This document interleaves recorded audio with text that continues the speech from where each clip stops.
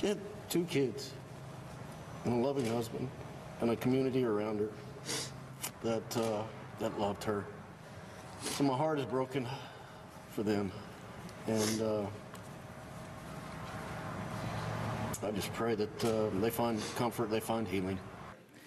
This is the 43-year-old mother of 2 from New Mexico who died after being partially sucked out of a Southwest airplane earlier this week. Tonight, a Texas firefighter is being hailed a hero because he jumped into action to help pull Jennifer Reardon back into the plane. I just knew that at that moment that someone else needed him much more than we did. And that's what his calling is to help.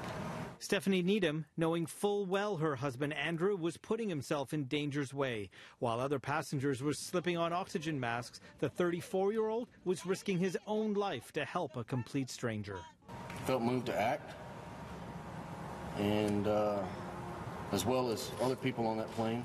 He jumped into action. When he saw the commotion going on 6 rows behind us, he was gone. He didn't hesitate.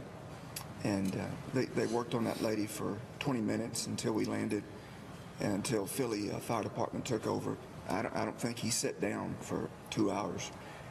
Needham and one other passenger managed to pull Reardon back into the cabin, but she eventually died of her injuries. The 737 was 20 minutes into a flight from New York to Dallas when an engine blew, sending shrapnel crashing into the window, depressurizing the cabin, and forcing an emergency landing in Philadelphia. It is the second time this style of engine has failed on a Southwest jet in the past 2 years.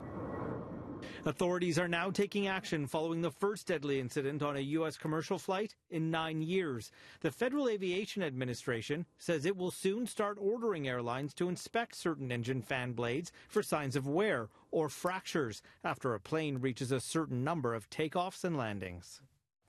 The National Transportation Safety Board says their preliminary findings right now show that metal fatigue caused one of the fan blades in the engine here to snap off during mid-flight. Southwest says this plane was inspected just 3 days before the incident.